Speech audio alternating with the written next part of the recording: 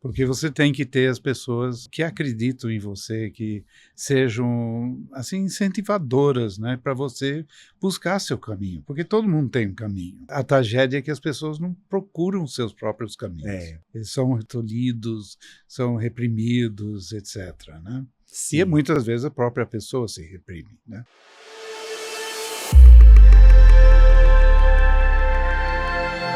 Estamos começando o Visagismo em Foco, hoje com o Cláudio Germano, que é um Image ID expert em visagismo, cabeleireiro, faz um trabalho maravilhoso, já está trabalhando com o conceito há uns 10 anos e faz um trabalho extremamente personalizado dentro do seu estúdio que fica em São Paulo. Obrigado, Cláudio, por ter vindo. Muito prazer recebê-lo para a gente conversar um pouquinho, você contar a sua história, sua experiência, tanto antes e depois do visagismo. Obrigado, adorei o convite, estou super feliz com esse projeto, muito feliz, você precisava de um espaço como esse, e muito obrigado pelo convite, estou muito feliz de estar aqui. Que bom. Então, primeiro para as pessoas conhecerem você um pouquinho mais, conta um pouquinho da sua história, porque você veio da Paraíba, né, de lugar bem simples, né, e sua transformação foi incrível, né, nessa jornada para São Paulo, etc., cheio de aventuras, reviravoltas, etc., né? Sim, eu cheguei em São Paulo, eu tinha um pouco mais de 16 anos, nasci no interior da Paraíba, num lugar bem simples, assim, não tinha nem luz elétrica, saneamento básico, a gente tomava banho no rio, a gente tinha que carregar água na cabeça para poder beber água, não, era bem assim, rústico mesmo. Mas também muito feliz a minha infância, porque era aquela infância que comia fruta do pé, né? A gente tinha aquela coisa de tomar banho de chuva, de ter essa facilidade muito grande de contato com a natureza. Nada virtual, né? Para estudar, exatamente, bem diferente do que é hoje normalmente a infância, né, das crianças. E para estudar a gente andava 1 hora e meia andando no sol escaldante, porque naquela época que eu e minha irmã estudávamos não tinha ônibus ainda, depois a prefeitura colocou ônibus, mas até então a gente demorava esse tempo, 1 hora e meia, para poder estudar e fazer educação física, voltava no sol. E é muito interessante, esses dias eu estava conversando com a Cida, minha irmã, a gente falando sobre o quanto era difícil mesmo, porque a gente às vezes ficava já quando eu esperava o ônibus na porta da igreja, que era aquela cidadezinha bem pequenininha, que é Remígio, que é a cidade mais próxima, que foi onde eu estudei, e tem 18 mil habitantes a cidade. Ele fica longe de João Pessoa? Fica 2 horas de João Pessoa, que então, é onde minha mãe mora hoje. Se chama sertão ou não? Não é o sertão, mas ele fica 2 horas e meia de João Pessoa, que é a cidade que minha mãe mora hoje. E como essas cidadezinhas pequenas, tinha a igreja, que a gente esperava o ônibus, quando já tinha ônibus, para voltar para casa. E a gente ficava na porta da igreja sentindo aquele cheiro de pão, de bolacha que saía da padaria, que era do lado. E eu lembro até hoje, assim, como eu desejava comer um pãozinho. Que tortura. Porque a gente não tinha pão em casa, né? A gente comia batata, inhame, cuscuz. E o sonho da gente era comer pãozinho, uma bolacha. Então, é até engraçado. Quando eu chego lá na casa da minha mãe, a primeira coisa que eu faço é passar na padaria e comprar um monte de pão. Não é muito bom para silhueta. Mas é engraçado, eu acho que é uma forma assim de talvez entender onde eu estou hoje, sabe? Sim. Não, eu acho importante você manter suas raízes. Sim. Isso é muito importante. Eu faço questão, porque assim, eu sou uma pessoa que eu admiro muito os professores, a todas as pessoas que passaram pela minha vida, e hoje eu sou muito grato. Teve uma professora que quando eu cheguei em São Paulo, eu falava muito arrastado, eu falava com sotaque muito forte. Eu tinha uma professora de português que era uma senhora muito elegante, e ela falava com português, assim, um sotaque muito forte, ela era de Recife. E um dia ela me levou ao teatro junto com a minha turma num ônibus, e eu muito quietinho, porque eu tinha vergonha de falar. E ela, eu acho que sentiu uma sensibilidade tão grande dessa professora. Eu sou muito grato a ela. O nome dela era Maria José.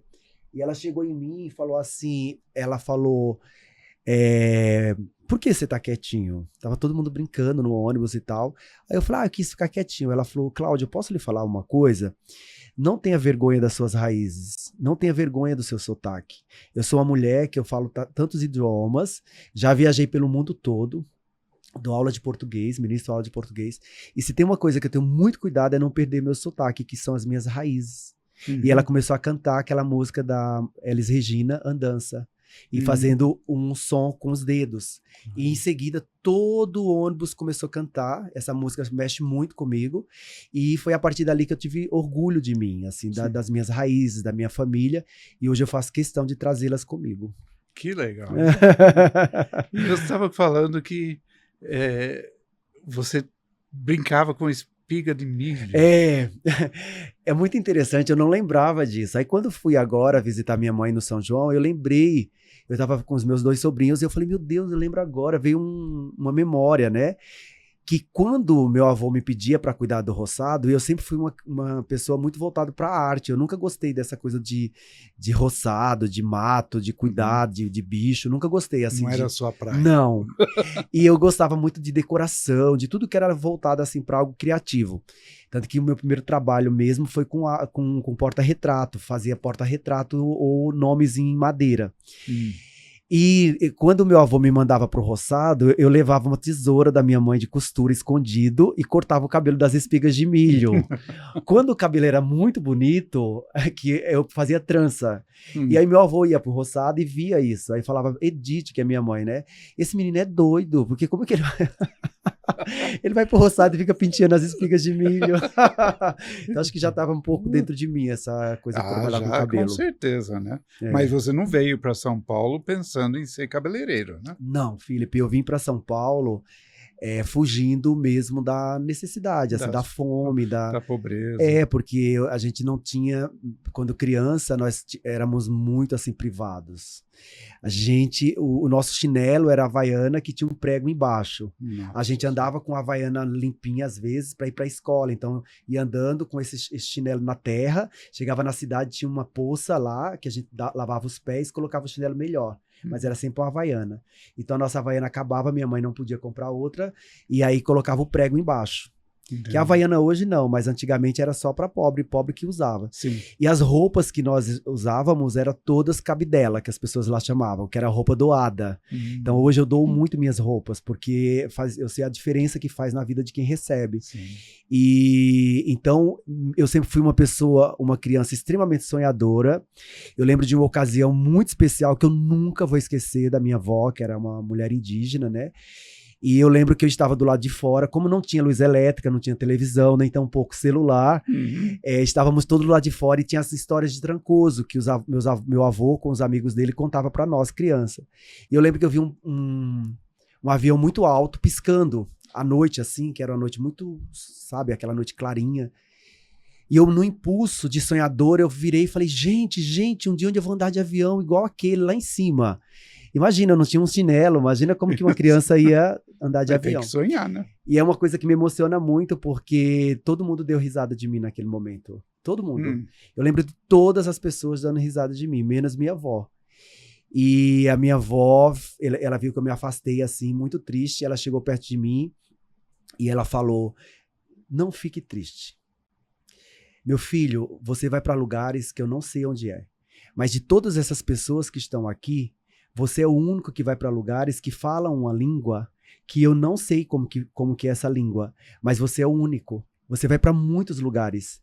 E eu lembro que a minha primeira viagem internacional, eu chorava muito por causa disso, porque ela me fez, naquele momento, acreditar que era possível, entendeu? Isso é tão importante. Nossa, né? Demais. Porque você tem que ter as pessoas que acreditam em você, que sejam assim incentivadoras, né, para você buscar seu caminho, porque todo mundo tem um caminho.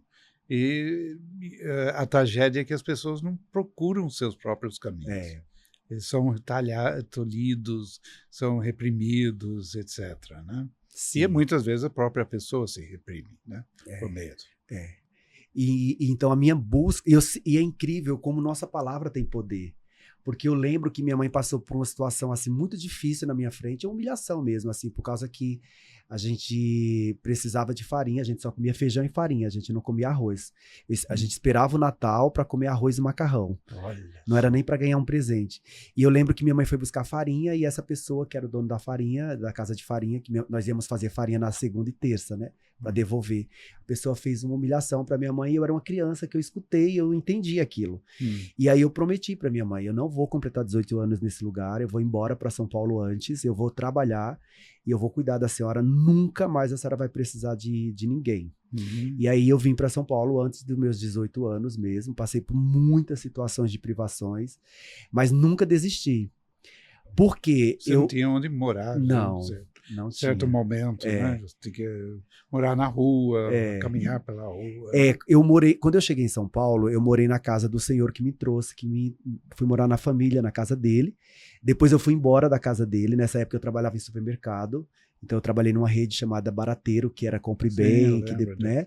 Então eu saí do Barateiro, depois fui trabalhar como representante, assim, de fazer a reposição dos produtos nas lojas. E um dia a Cida, que é minha irmã, eu morava com ela, ela foi morar em Sorocaba, e aí eu fui morar com um amigo. Quando eu cheguei nesse lugar, esse meu amigo pediu para que eu não ficasse ali, mas que eu saísse logo. Ele não queria que eu ficasse... Ele falava assim, as pessoas... Tende a ser quando você está, parece que as pessoas gostam mais de você do que de mim. Então você brilha mais do que eu. E eu não quero porque aqui eu gosto de me sentir único. E aí eu falei, tudo bem, quando você quer que eu saia? E aí ele falou, agora, eu quero que você vá embora hoje. E aí eu me vi num momento que eu não tinha para onde ir, não podia voltar, porque imagina, eu vim para São Paulo para vencer e eu não ia desistir. E eu me vi no metrô em Agabaú, na escada do metrô de Agabaú, na rua, com uma mochila e uma bolsa. Era a única coisa que eu tinha e um sonho. E naquele momento eu me vi muito desesperado, porque eu pensei, não posso voltar para a casa da minha mãe, eu só tinha R$120, que minha mãe sempre falou que deixasse uma reservinha, então eu tinha uma reserva de R$120. E eu falei, mas R$120 vai dar para eu gastar hoje, amanhã, né? Como que eu vou ficar? E se eu dormir na rua, eu vou ficar sujo. E aí eu fiquei tão desesperado, e eu sempre fui uma pessoa que eu sempre acreditei muito na força do bem, e sempre acreditei em Deus. Então, naquele momento, a única ideia que me veio foi fazer uma oração. Foi um desespero tão grande que eu não podia parar as pessoas na rua. Eu falei, Deus, me ajuda.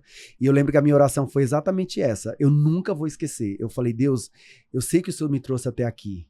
E eu sei que o Senhor não me trouxe para viver assim. O Senhor sabe meu coração e o Senhor sabe as minhas ações. Então, se o Senhor está me ouvindo agora, me dê um socorro agora. E me coloca uma pessoa de Deus na minha vida, uma pessoa que possa me orientar e me ajudar sem querer algo de mim. Porque era isso muito comum, porque eu era muito novinho, muito inocente.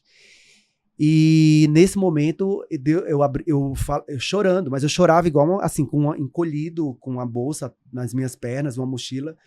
E aí, na hora que eu acordei, eu senti uma mensagem, assim, não sei como foi aquilo, mas falando para eu comprar um jornal. E quando eu olhei, que eu abri meus olhos, tinha uma banca de jornal, ali no metrô em Engabaú, entre uma escada e outra, e tinha um Diário Popular, que era um jornal antigo que tinha em São Paulo, balançando na minha frente, assim, pendurado. E eu comprei aquele jornal, sublinhei aquele anúncio, e quando eu liguei para Dona Diva, que é o grande amor da minha vida. Dona Diva é uma senhora, inclusive... Foi assim que conheceu. Foi. Domingo agora eu vou almoçar com ela, e Dona Diva é, nossa, meu amor, e foi meu anjo. Ela fala que eu sou o filho do coração dela. Para mim, ela é a minha mãe do coração. Porque no momento que eu mais precisei, Deus colocou ela no meu caminho, e ela me acolheu mesmo. E eu acho que as pessoas que estão nos ouvindo, né, podem ficar pensando, nossa, existe, porque assim, eu passei por isso. Eu tive essa experiência de ligar para a Dona Diva, era fichinha, aquelas fichinhas. Sei, comprei, liguei para a Dona Diva. Não é cartão, é fichinha. E aí quando eu liguei, a primeira coisa que ela falou foi me chamar de filho. Tudo que eu precisava era de alguém que me acolhesse. E aí ela falou, eu longe da minha mãe, da minha família, eu tinha 20 anos, então assim, eu estava muito debilitado naquele momento. E aí ela falou, meu filho, onde você está? Aí eu falei, eu estou no metrô em Agabaú. Ela falou, e o quarto dela custava 280, e eu só tinha 120. E aí eu falei, olha, eu estou ligando pelo anúncio, mas eu não tenho todo o valor, eu vou receber dia assim. Ela, filho, peraí, você sabe chegar até o Socorro, o bairro Socorro em Santo Amaro? Eu falei, eu acho que eu sei. Ela falou, não, porque se você não souber, eu vou pegar meu carro e vou lhe buscar. Mas não deixe escurecer aí. Não fique sozinho na rua escurecer. Pega um ônibus e venha pra cá agora. E aí foi aí que eu fui pra casa da Dona Diva com essa bolsa e essa mochila. E cheguei lá, ela me acolheu. A primeira coisa que a Dona Diva fez foi me dar um abraço. Ela me deu um abraço em silêncio. Um abraço de mãe. E eu assim, Dona Diva, eu só tenho R$ 120. Ela, calma que eu vou explicar o que está acontecendo. E a Dona Diva é viva aqui, ela pode falar sobre isso. E ela conta histórias assim, ela conta esse momento. Eu lembro até a roupa que a Dona Diva usava na hora. E ela falou, olha, eu sou uma senhora cristã, da congregação cristã do Brasil, não sei se você acredita, mas Deus ama muito você. E eu, na minha igreja, tenho uma revelação, e foi dito para que eu colocasse um anúncio no jornal, que ia aparecer um rapaz de um coração muito bom, e que eu ia ajudá-lo. Foi exatamente assim, é uma coisa que me emociona muito, porque ela falou assim, eu não sei se você acredita em Jesus, mas ele te ama demais, porque ele mandou eu colocar um anúncio. E eu nunca coloquei um anúncio no jornal, porque a minha pensão é para os executivos da Bayer, que é aqui do lado. E aí a Bayer se responsabiliza por eles. Mas Deus falou para eu colocar um anúncio que vinha... Você pôs. E foi assim que... Chamou você. E aí ela falou que ela colocou no coração um propósito com Deus, que quando as pessoas respondessem, que qualquer pessoa podia responder, ela pediu um aviso, que seria eu, que ela ia ser tomada por uma alegria. E eu lembro que ela pediu 1 minuto mesmo, que eu fiquei até preocupado que as fichas acabassem. E ela voltou e ela falou sobre isso, de me receber. E foi assim que a Dona Diva me recebeu. Olha que eu pagava para ela. E essa mulher, ela me ajudou de uma forma tão tremenda. Ela me ajudou como mais do que qualquer pessoa que ela fala que podia ter feito muito mais. Ela fez tudo que ela podia e era tudo que eu precisava. E é uma história longa, né? Longa. Mas eu sou cabeleireiro também por conta da Dona Diva. Ela que incentivou, né? Que ajudou você a fazer o curso e tudo mais. Né? E essa senhora, ela falou, olha, só morro um dia quando eu te ver na TV, porque Deus mostrou para ela através de um sonho, eu num programa de TV, falando de um corte de cabelo que eu havia feito para a apresentadora e eu estava sendo chamado para falar sobre ele. O que aconteceu? 16 anos depois, eu já era visagista, já fazia, né, já era ID Image e já praticava a consultoria, fiz com a Jaque Stefano. E aí eu fiz a consultoria dela e fiz o corte. Ela usava um cabelo, né, uma franja, um cabelo longo, ela deixou crescer um pouco mais a franja e eu fiz o corte dela, que era um cabelo aqui. Quando ela voltou em janeiro de férias, ela fez muito sucesso. Todo mundo falava do cabelo dela. E aí eu fui convidado para fazer essa entrevista falando sobre a imagem dela, baseada no visagismo. E quando eu estava indo para o estúdio, eu lembrei da Dona Diva, na hora, assim. E aí eu liguei para ela, Dona Diva, a senhora tá em casa, assiste o programa, né, que eu vou lhe mandar um beijo. E aí Dona Diva estava assistindo na hora, e ela falou, Cláudio, foi esse sonho. Aí realizou foi esse sonho, exatamente. Então tem uma coisa mística, tem uma força muito grande. Eu sinto essa força, eu sinto essa conexão que eu tenho com Deus, assim, muito forte. E eu vejo que o visagismo, assim, conhecer o teu trabalho, para mim, veio como um complemento muito forte do que eu já acreditava sobre o meu trabalho. Né? Eu vejo o meu trabalho como missão. Então eu vejo muito assim, de resgatar a autoestima de uma pessoa que me procura através do meu expertise, e eu fazia isso de uma forma muito instintiva. Aí quando eu conheci, né, eu fiz o teu curso, que eu falei, na verdade eu fiz primeiro o congresso, e eu estava indo para fora do Brasil, eu ia morar fora do Brasil, e aí eu fui fazer um trabalho voluntário com as vovós, que eu faço até hoje. E aí o João, que trabalhava com um visagista, ele falou, você não conhece o Felipe? Eu, não conheço. Ele, o seu trabalho, você tinha que conhecer o Felipe, não sei o quê. Vai ter o congresso dele. Eu já comprei na hora. Aí fui, e eu me apaixonei, assim, pelo que foi apresentado. Aí na hora eu já comprei os livros e já entrei em contato com a Sônia. A Sônia fez o curso. A Sônia já foi extremamente receptiva, me explicou como seria, já fiz o curso e já saí aplicando. Eu acho que é o mais importante. Né? Porque se você não fizesse isso, todo esse conhecimento teria ido embora, né? Mas você fez depois outro curso para reforçar. Foi, eu fiz 2 e vezes. depois você começou a trabalhar fazendo as transformações lá no curso, né? As Isso, adequações de imagem. eu fiz o curso, depois você me convidou para fazer de novo, aí eu fiz a segunda vez, o presencial, e eu comecei a fazer as adequações. No último dia do curso, você escolhia algumas pessoas Sim. que fossem fazer a adequação, né, que sem se olhar, e a gente tinha aquele encontro com o espelho, que era muito Isso. emocionante. Uhum. Nossa, eu fico pensando, ai meu Deus, eu não tenho, eu perdi essas imagens que eu queria muito ter. A gente perdeu também. Ai, meu Deus, porque essas imagens seriam perfeitas para a gente poder, né, mostrar. Uhum. Mas para mim foi muito importante porque o teu trabalho, eu acredito muito que foi assim, que veio como um divisor de águas. Porque é muito diferente quando você faz um trabalho com um propósito, Sim. né? Você entender o que a pessoa deseja, a E imagem não é dela. só intuição. Né? Não, como ela quer se sentir. Né? É muito fácil você ir para um cabeleireiro e ele falar como você quer, deixar que a pessoa decida, sendo que ela não trabalha com aquilo, é muito difícil. Ela não tem noção de linguagem visual. O pior é quando a pessoa fala, não, a moda agora é isso, vamos ter que fazer em você. Cada pessoa é única, cada ser humano é único, não faz sentido isso. E na minha cabeça sempre foi assim, nossa, não faz sentido. Eu fazia, era muito revista que as pessoas levavam, né? E eu falava, nossa, mas isso é uma celebridade, não, como que você é no teu dia a dia? Você se arruma assim? Você escova o cabelo todos os dias? Você usa uma roupa dessa? E eu não entendia porque aquilo não funcionava. Eu entendia que aquilo não funcionava. E aí, eu já havia feito alguns cursos, né, ao longo da minha carreira. Trabalhei 10 anos no Jean-Louis David, que era uma rede francesa. E quando eu saí dali do Jean-Louis David, eu me incapacitei no Tony Guy, com alguns profissionais, né, fora do Brasil. E eu parecia que faltava alguma coisa, eu não sabia como que era. Eu lembro que eu fiz uma moça, que hoje eu entendo o temperamento dela, e eu fiz um cabelo que parou o salão. E ela não conseguia se reconhecer, e eu falava, meu Deus, onde eu errei? Porque o cabelo tá perfeito, todo mundo batendo palma. Todo mundo lindo, ela é linda, mas... E a gente sabe que ela não tinha o temperamento para aquele, nem a intenção Sim. daquela imagem. Sim. E foi logo em seguida, eu aprendi, eu vi o visagismo, né, vi esse congresso, e quando eu fiz o teu curso, aí a minha mente fez... Aquele congresso foi demais. Né? Demais, é incrível. A gente tem que fazer o seu congresso do... Porque fazer um congresso não foi fácil, e depois repetir aquilo, eu não sei. Que foi...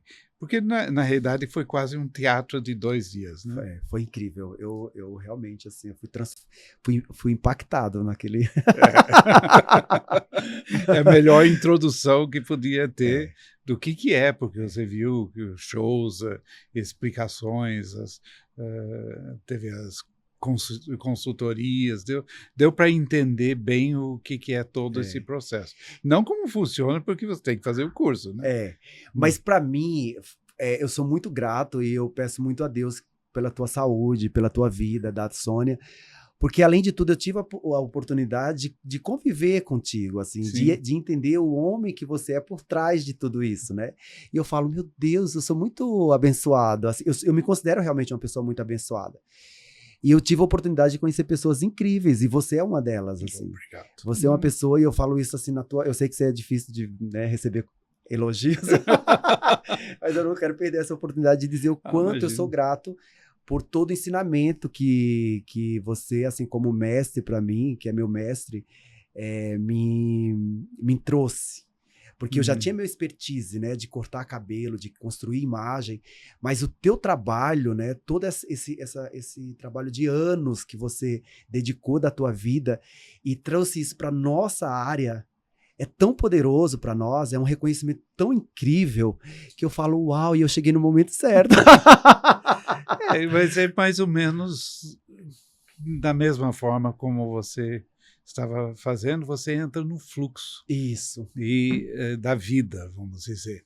Eu conheci uma pessoa incrível na área da arte, que era Otávio Araújo. E ele era um grande artista. Já faleceu, porque ele era de 1926, então hoje estaria com quase 100 anos. Não, mais, né? Sim. Isso mesmo, quase 100 anos.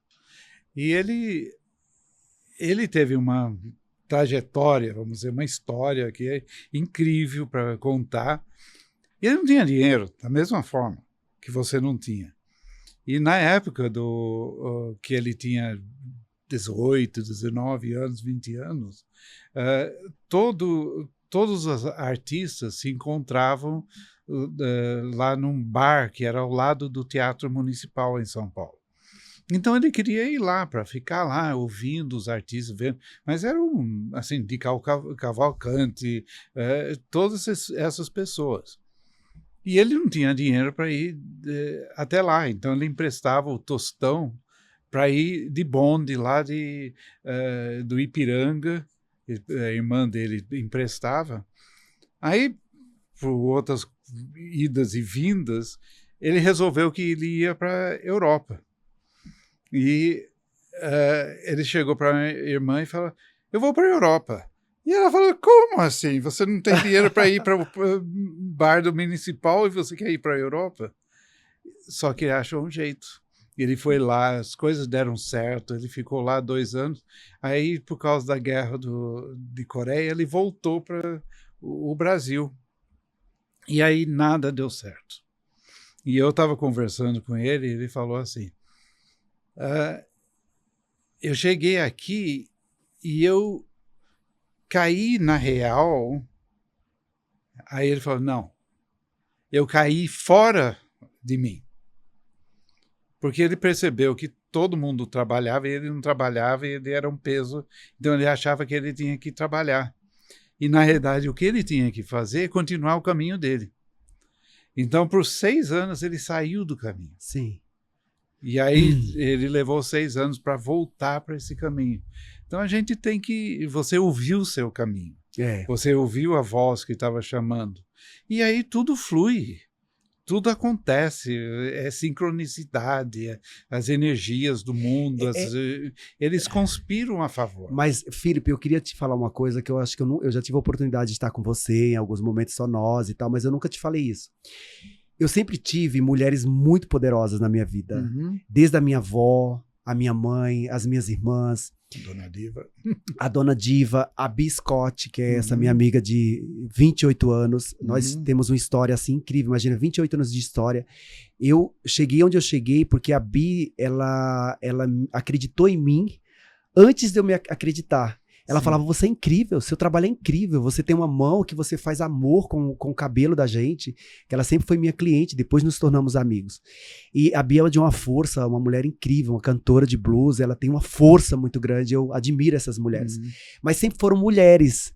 Então eu tinha essa coisa de uma certa, até uma resistência com os homens, porque eu fui abandonado pelo meu pai, meu avô era uma pessoa extremamente abusiva comigo, e aí veio você, que ele quebrou isso. Então pra mim, além de tudo, isso eu acho que é muito importante eu falar, porque até então eu tinha uma resistência muito forte com os homens, assim, porque eu tive um abandono, eu tive abuso, eu fui abusado, passei por várias situações e sempre foi relacionado a homem.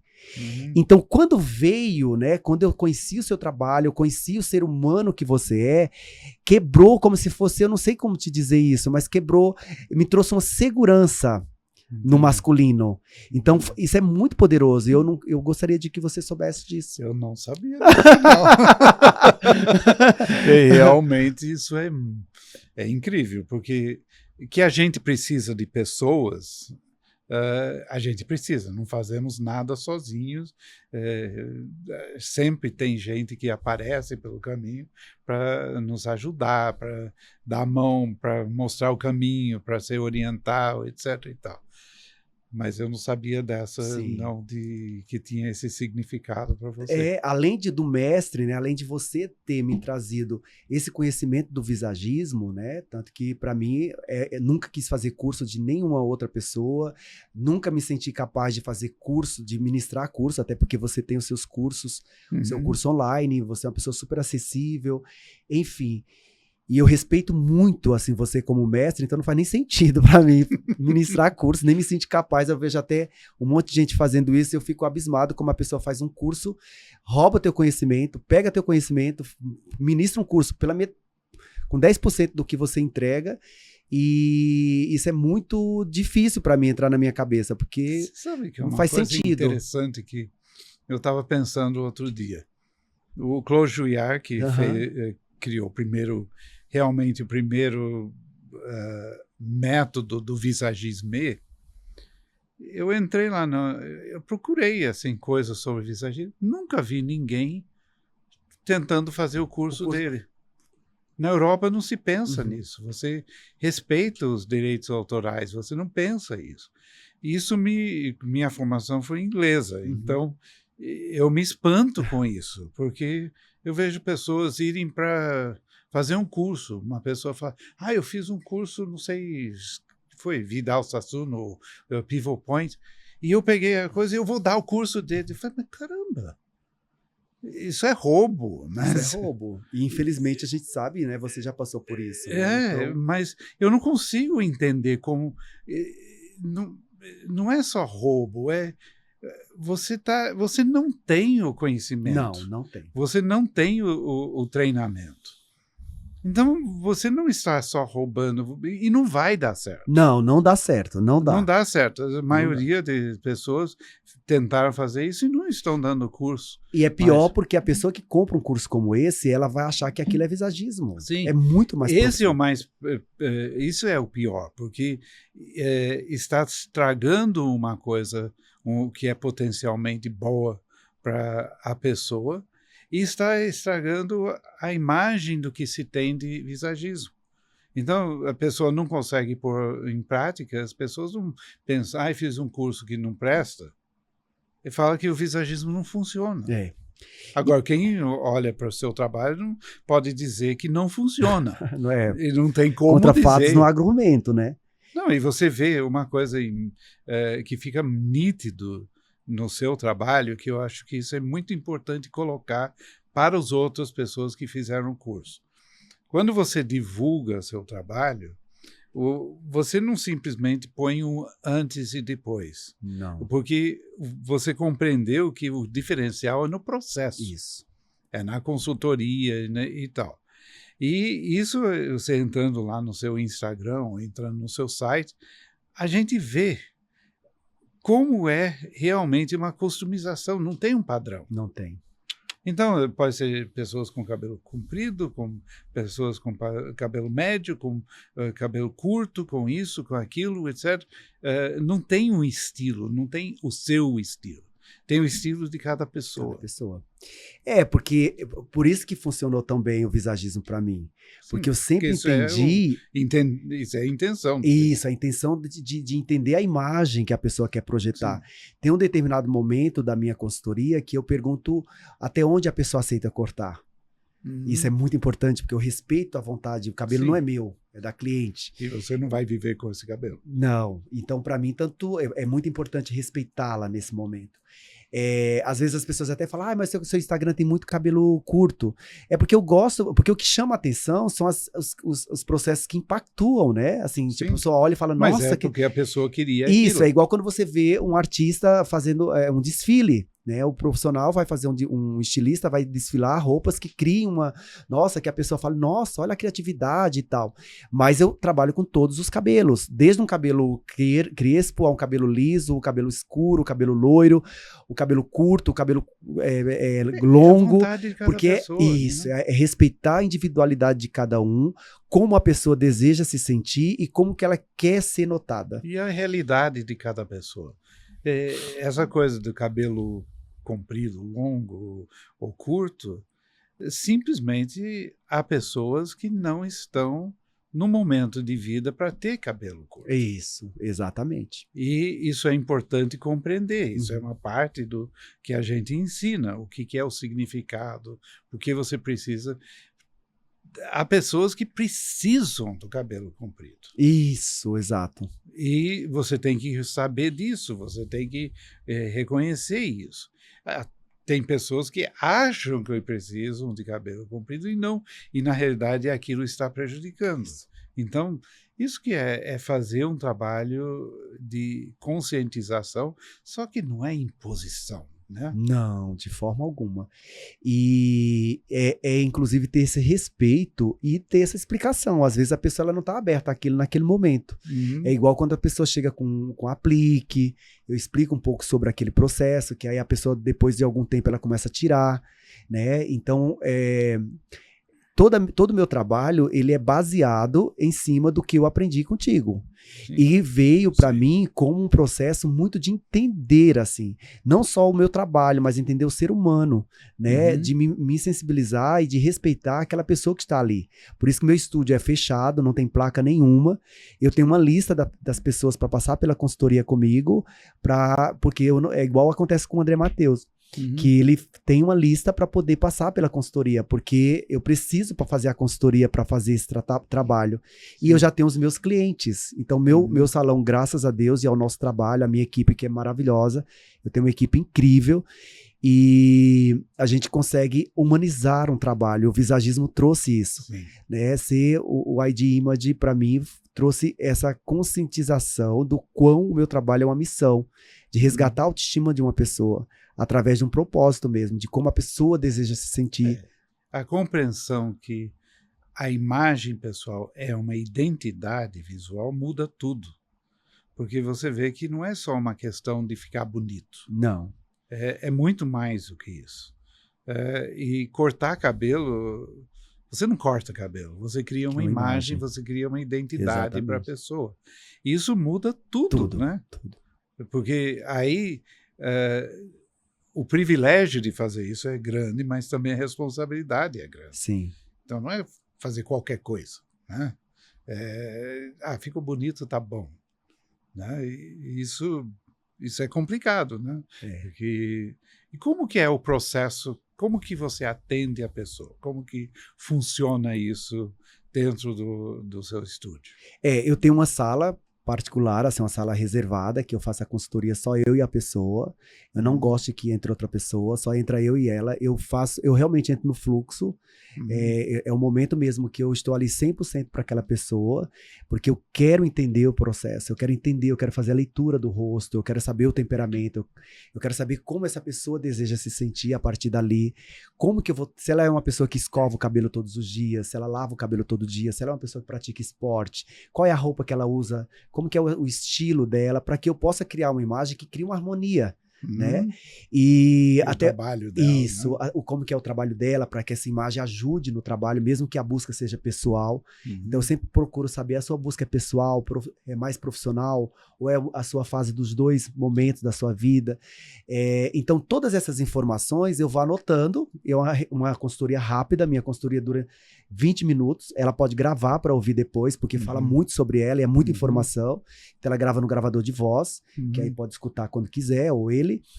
E aí, a partir daí, decido até onde aceita cortar. A franja, até onde você quer fazer, esse caso, vai fazer uma franja. Se for fazer franja, eu explico tudo. Tudo que a pessoa deseja, então, quando a gente decide, alinha tudo. Eu saio da sala já para poder direcionar para os meus profissionais. Então, a parte do corte é sempre feita por mim e a consultoria. E os meus profissionais, eles fazem a parte de todas as químicas. Sim. Então, eles são químicos e preparados para isso. E todos eles são formados por você. Sim. Então, a gente alinha tudo baseado, olha, essa cliente, ela quer transmitir isso, o corte dela já vai ser nesse comprimento, aqui nós vamos fazer um contorno para trazer isso, e alinho com eles, a gente conversa, e aí direciona, e eu faço toda a supervisão até o final. Se no final ficou uma mecha que não estava dentro do que a gente combinou, vai ser mudado. A cliente, ela tem todo o direito de voltar nos próximas 2 semanas para fazer alguma alteração se precisar. Que pode ser que nessas 2 semanas... Às vezes ela quer cortar um pouquinho mais. Né, isso. Às vezes ela não tá... eu não tô muito segura de cortar acima do meu ombro. Então vamos fazer nessa altura. E você tem aí 2 semanas para poder, se você quiser, voltar e a gente corta um pouco mais. Então, tá tudo bem. E...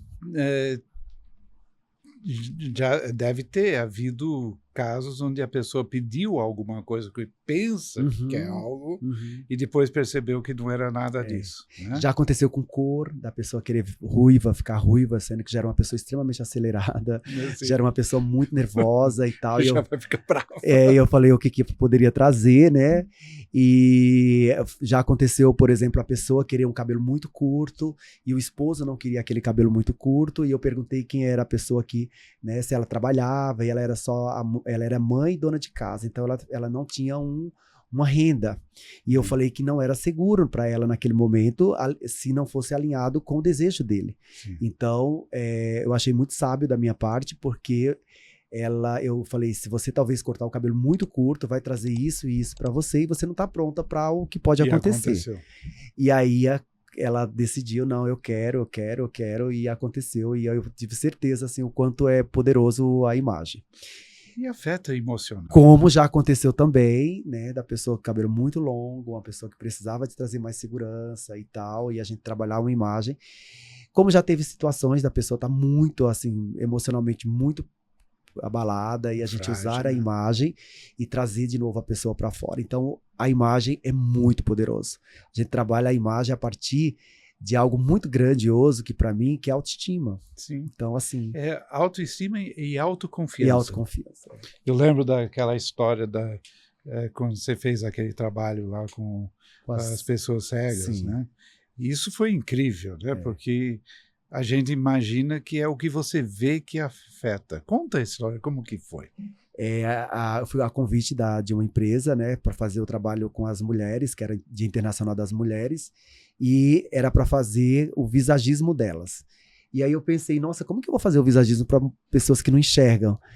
E aí eu tive essa dificuldade, eu falei, vou ligar para o Felipe, liguei para ti, né, eu falei, Felipe, como que faz a consultoria, como faz a adequação de imagem, se elas não enxergam?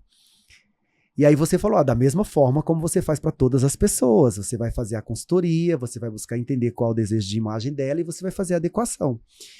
E aí, desculpe, quando a gente voltou, depois de 1 mês e meio, 2 meses, para colher os depoimentos do que tinha acontecido, eu lembro de uma que me chamou muita atenção, que foi uma que não conseguia fazer aquele processo de andar sozinha na rua. Então ela ficava deixando de encontrar a psicóloga para fazer esse trabalho, que era levá-la para a rua para andar sozinha. É a questão da confiança, Isso, né? E ela é minha cliente até hoje. Ela falou que desejava uma imagem que trouxesse credibilidade, segurança, porque ela precisava se sentir segura e ter credibilidade nela para fazer aquilo lá que ela não estava conseguindo. Coragem, né? Isso, então ela queria uma imagem que trouxesse esse poder, essa coragem, essa segurança, essa credibilidade nela. E aí eu lembro que eu falei, então tá bom, nós vamos cortar o cabelo com linhas mais retas, que são linhas de força, de estabilidade, linhas mais rígidas, seguras, mas vamos trazer também um pouco de dinamismo, e ela tinha um cabelo cacheado, enfim. Quando eu voltei, ela falou, olha, não sei o que aconteceu, parece que é uma benzeção que aconteceu comigo, porque eu lembro que eu fiz o trabalho, na semana seguinte, era uma segunda-feira, eu tinha psicóloga, eu cheguei antes dela, da psicóloga, e eu falei para ela que estava pronta, e ela falou, sua postura já me mostrou que você está pronta, porque você sempre veio meio curvada a esperar para entrar na sala, e hoje você não percebeu, mas você está alinhada, sabe, pronta, e eu sinto que vai acontecer mesmo. Isso.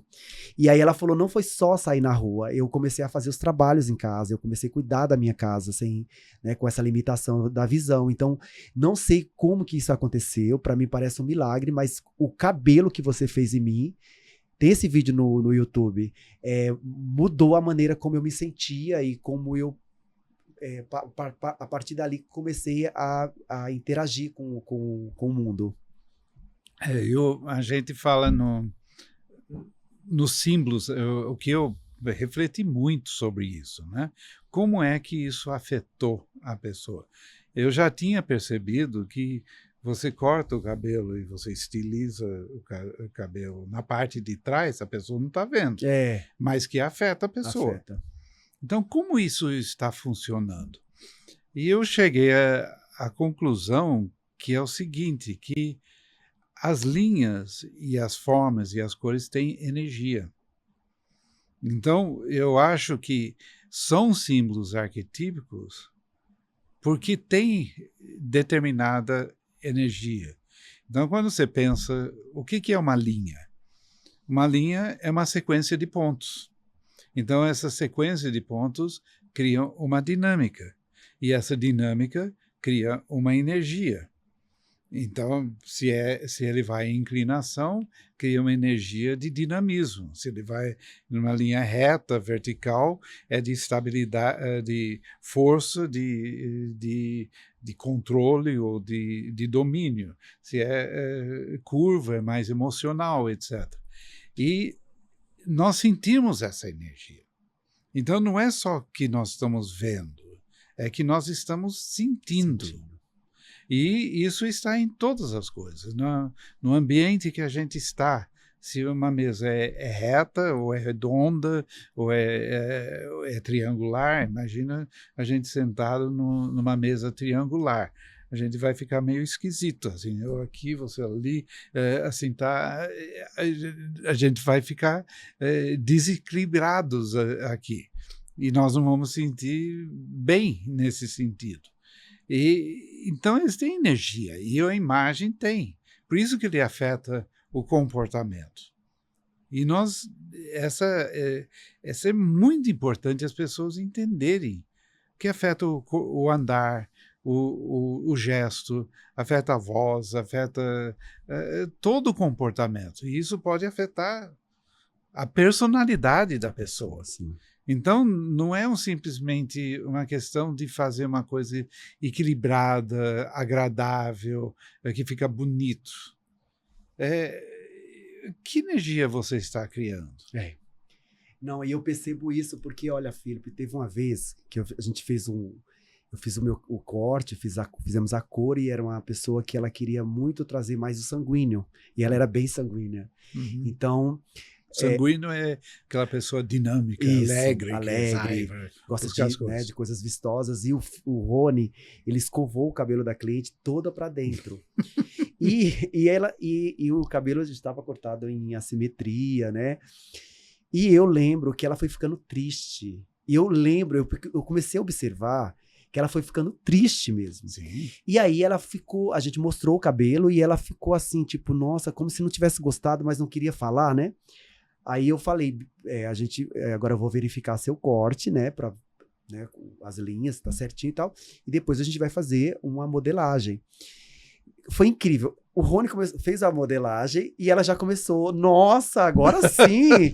Nossa! Aí eu falei, Rony, você percebeu que temperamento ela é e você estava deixando ela, né? Ele, nossa, na hora eu não lembrei. Aí a gente, né, falou. E aquele caso do filho da minha amiga, que é autista, que ele chegou com as linhas todas pra dentro, com cabelo cuia, assim, um corte cuia, que o pai tinha levado numa barbearia. Eles rasparam e deixaram o cabelinho dele todo cuia. E ele tava assim. E eu lembro que eu cortei o cabelo dele, cortei todo pra cima. E ele não parava nem de mexer com as pessoas que estavam dentro do salão. Nossa, imediatamente. É como se fosse outra pessoa. Isso, aí eu tenho a foto dele. Assim, quando ele chegou, e outra foto dele assim. Logo depois do corte, ele assim, sabe? Que legal. Com a imagem sorrindo, imagina, uma criança autista. Ali parecia, tanto que a mãe dele falou, meu Deus, baixa um pouquinho esse topete pra ver se eu consigo fazer minhas mãos. Que ele ficava falando, ele começou a falar, ele começou a agir com as pessoas. E foi imediato, eu tomei um susto, assim, porque ele era uma criança, hoje ele tem 18 anos. Sim. Mas ele devia ter uns 9 anos na época, 10 anos, e eu tava começando a aplicar assim muito intensamente o visagismo, e eu fiquei assim, meu Deus, e acontece mesmo. E você fez a consultoria do mesmo jeito? Você analisou o rosto da mesma forma? Para ele? Para ele a gente levou a mãe, né? A gente, sim, como ele era...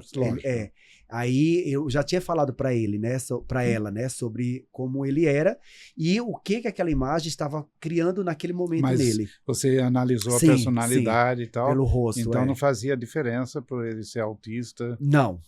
Tanto é que ele é uma pessoa comunicativa, ele é um autista verbal, então ele conversa. Só que ele conversa, ele chega aqui, ele vai falar com ele, com você, comigo. Ele tem nesse dia não. Quando colocou o cabelo dele pra dentro, tipo uma cuia mesmo, tipo um capacete, sabe aqueles cabelos que raspa aqui e deixa o cabelo todo pra dentro? Tipo quase frade, né? Isso. Ele chegou assim, ó. Ele ficou assim, ó. E aí, na hora, eu falei, não, Simone, vamos cortar mais linhas mais retas, trazer mais pra cima, você vai ver que ele vai melhorar. Uhum. E aí, na hora, ela tava fazendo a mão e ela, meu Deus, ele mudou e todo mundo já percebeu, assim, foi muito visível. Uhum. E aí eu tirei uma foto de antes e depois e foi incrível, assim, imediatamente a gente via a diferença das linhas sobre ele. Você chegou a ver no curso alguma vez aquele exercício que a Mercedes fazia dentro do curso, que a gente escolhia 4 pessoas, a gente via, por exemplo, eu olhava a turma e via uma pessoa que era colérica, mas não estava vivenciando o colérico, outro que é tal e tal. E então fazia a adequação da imagem da pessoa. Ou, e quando a gente via que tinha uma personalidade mais forte, que ia aguentar, nós fazíamos o inverso. Uhum. Colocava a pessoa uma imagem que não tinha nada a ver com ela. Você chegou a ver aquela eu fiz um com você, no teu curso, com a Nathalie. Ela era uma mulher que ela é oriental, Sim, ela é tatuadora. Tatuadora fazia... E aí ela achava que ela era melancólica e fleumática. E você falou, não, você é colérica e sanguínea. Sim, eu lembro e aí ela, não sou. Ela falou, aí você falou, não, você é sim. Talvez você não esteja vivenciando isso, talvez pela até forma como você foi educada, né? E aí eu lembro que nós fizemos a imagem dela, sem ela se ver. Uhum. Então a gente fez uma maquiagem e tal. Eu lembro disso. Eu lembro dessa situação e lembro da Mercedes fazendo isso também, esse processo. É que a Mercedes fazia um exercício para os alunos perceberem a força da imagem. Então ela pegava essa pessoa e era todo um teatro. Sim, então sim. acontecia... Eu vi, sim. Você viu? Vi, porque eu lembro que uma moça, ela era bem sanguínea e colocaram ela como se fosse bem romântica. E ela odiou na hora, assim. Ela falou, nossa, isso não tem nada a ver comigo. Teve uma que ficou lá numa imagem toda certinha. Isso. Ela queria arrancar... Isso, essa mesmo. Aquela roupa azul. Foi essa? Isso, ela, gente, que é isso? Eu tô me sentindo sufocada. Não, Eu lembro disso. E tinha uma colérica que fizeram se transformar numa fleumática. Ela entrou lânguida e falou assim, só faltava o baseado aqui. Eu vou vender sanduíche na praia. É isso mesmo. Eu lembro desse... E era tão forte isso, porque você via como mudava. A mágica acontecia. E a pessoa não se via. Não se via, eu lembro. Ela já entrava no andar, etc. E o susto que a pessoa levava quando se via no espelho. Tanto quanto via o que era positivo, quanto para o negativo. Né? E isso é incrível, que na próxima congresso que a gente fizer, nós vamos fazer esse exercício. Eu acho muito importante. Porque é impressionante. As pessoas elas não acreditam que tem esse poder. A imagem, elas acham, não, imagina, isso não vai acontecer. Mas acontece. Eu vejo isso acontecer todos os dias no meu estúdio. A pessoa muda de postura, o andar, ela fala diferente, de repente a pessoa meio quietinha começa a falar pelos cotovelos. Aconteceu, né? quando teve a Copa do Mundo com o Neymar. Eu lembro que ele fez um corte atrás que era uma ponta. É o triângulo invertido. O triângulo invertido. Eu não lembro se eu estava com a Simone ou com a Bi. E na hora eu falei, nossa, o Neymar vai começar a cair. Na hora, assim, que ele entrou, que eu vi, eu falei, ele vai começar a cair. Foi o dia que ele foi, levou a cotovelada, exatamente, foi exatamente. Eu lembro, nas costas. Na hora que eu vi, eu falei, ele vai cair porque ele tá com a ponta jogando ele para trás e dando desequilíbrio. Ele vai começar a cair, porque não tem como. Olha o cabelo que fizeram nele. Eu lembro que eu mandei uma mensagem para ele. Ele tá dando pro outro que ele é perigoso. Isso. E aí, foi muito louco isso, assim, ele começou a cair, eu lembro que na hora todo mundo começou, nossa, como assim? Como é que você sabia que ele ia cair? E você lembra que foi o dia que ele levou a cotovelada, joelhada que quase deixou ele paralítico. É que a pessoa vê ele como perigo, né? Sim. E, aliás, no futebol, a gente vê o quanto uma imagem importante. Sim. A imagem lá do 7-1 foi absurda, né? todos aqueles cabelinhos, tudo lúdicos para a pessoa que trabalha, que é da defesa. Então, para você ver como a pessoa precisa de entender Sim. da linguagem visual, né? Que não é adequado, pois não é que é bonito ou é feio, simplesmente não é adequado, né? Adequado, exato. E isso que eu acho que as pessoas têm que entender, e que visagismo, eu estou vendo as pessoas falando tanta besteira, tanta coisa que está levando a entender errado. Por isso que a gente está fazendo conversando com quem está aplicando realmente, que não é simplesmente, eu sei que você por exemplo, na barbearia, eu estou vendo todo mundo dizendo que está fazendo visagismo e todo mundo saindo igual. Então, como que pode ser visagismo isso? Então, eles não fazem nem análise facial, não fazem análise do temperamento, só conversam. O que você quer? E a pessoa, todo mundo fala, eu quero ser forte, poderoso. E daí? Você tem poder para exercer? Nós estamos chegando ao fim, infelizmente. Já passou 1 hora, podia passar Foi muito rápido. Foi muito rápido, né? E agradeço muito sua vinda aqui, de ter compartilhado com o pessoal seu conhecimento, sua história.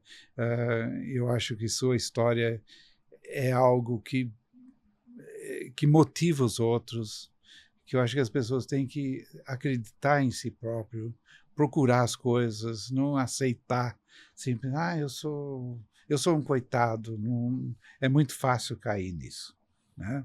E que você tem que lutar, você tem que investir, você tem que buscar as coisas, né? O que você aconselha a quem está entrando nessa área? O que você acha que é o conselho mais importante que você daria para a pessoa? Olha, um dos conselhos que eu dou para a pessoa que está trabalhando com a imagem do outro é respeitar. Respeitar a individualidade de cada pessoa, entender que você é um canal ali para trabalhar a imagem daquela pessoa, mas que você não é dono da imagem daquela pessoa. Portanto, é tão poderoso se tornar um image. Por quê? Você vai começar a respeitar mais, porque nós entendemos que cada ser humano é único quando fazemos o teu curso. E buscar criar uma imagem com propósito. E não porque é moda, não porque é bonito ou feio. Não, vamos criar uma imagem respeitando o que aquela pessoa deseja. Então, fazer um curso de visagismo contigo, eu acho que é o ponto de partida. Qualquer pessoa que estiver, não só de cabelo, né? Não só trabalhar com cabelo, porque nós somos um grupo de profissionais que trabalham visagismo a partir do teu estudo, com cabelo, maquiagem, cirurgia plástica, dentista, óculos, roupa, ou seja, todos os profissionais envolvidos na criação de uma imagem para o outro, que faça o teu curso. Não tem sentido as pessoas trabalharem com harmonização facial e não entender o que uma imagem dessa vai fazer, vai alterar a pessoa. A pessoa é um cirurgião plástico, trabalha com dentes, né? Trabalha com a imagem da pessoa e não sabe a importância que aquilo tem. Então, assim, o profissional às vezes está perdido, porque sabe fazer um trabalho, mas está muito buscando o que é moda e não faz sentido. Então, moda não existe. Não existe, exatamente. E hoje as pessoas querem se sentir com algo, por exemplo, passar por uma experiência, ter algo personalizado, isso é o... Não, tem gente, pela experiência que você proporciona, tem pessoas que vêm da Austrália. Da Austrália, veio de Londres. Amanhã mesmo eu vou atender Irlanda, né? A minha primeira cliente, ela é de Londres. Ela vai passar por mim e depois vai para Londres, vai vai voltar. Eu recebo clientes imagina, da China, do outro lado do mundo para fazer visagismo. Olha o poder que isso tem. Não é para cortar só um cabelo. Em outro lugar. Eu tenho clientes que vêm. Por exemplo, eu recebi uma cliente de Salvador, ela chegou no aeroporto, pegou um Uber, fez o cabelo, voltou pro aeroporto e foi embora. Isso acontece com várias pessoas, entendeu? É muito poderoso. Isso é muito emocionante. Demais, da pessoa... Uma realização. Não, eu fiquei até... Ela falou, nem falei que era só isso, porque eu fiquei até preocupado depois. Eu falei, nossa... Eu precisava entregar mais, porque para compensar, sabe? Sim. E ela, não, eu vim porque eu queria realmente entender sobre a minha imagem e queria que alguém me ajudasse a criar uma imagem pelo momento que eu estou vivendo. Sim. Então, acontece muito isso. Isso é maravilhoso. Então, muito obrigado. E precisa investir também em técnica, né? Sim, claro, fazer a técnica. Você foi fazer Tony Guy, etc. Sim, Porque sim. se você não tem técnica, você não executa. Exatamente. Isso mesmo. Então é isso aí. Muito obrigado pelo convite. Obrigado. Nós estamos terminando esse Visagismo em Foco. Fique ligado nas redes, no YouTube e faça inscrição no canal. Tchau.